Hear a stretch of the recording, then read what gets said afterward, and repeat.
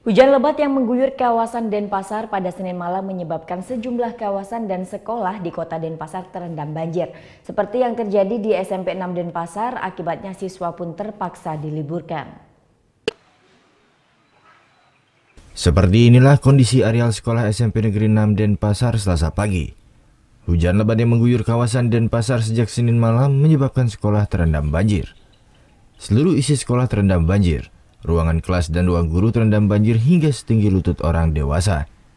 Kepala Sekolah SMP Negeri 6 Denpasar, Putu Tirtawati menjelaskan, air sudah mulai menggenangi area sekolah sejak pukul 11 malam. Akibat banjir ini, siswa pun terpaksa diliburkan.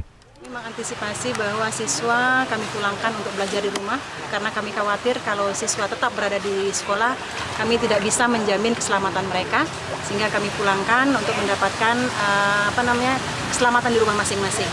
Nah, untuk sementara kerugian material tidak ada, belum ada. Untuk besok KBM kembali berjalan seperti biasa.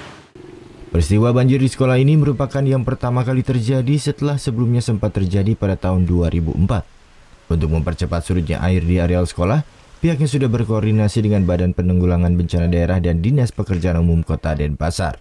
Surya Sanjaya melaporkan untuk NET.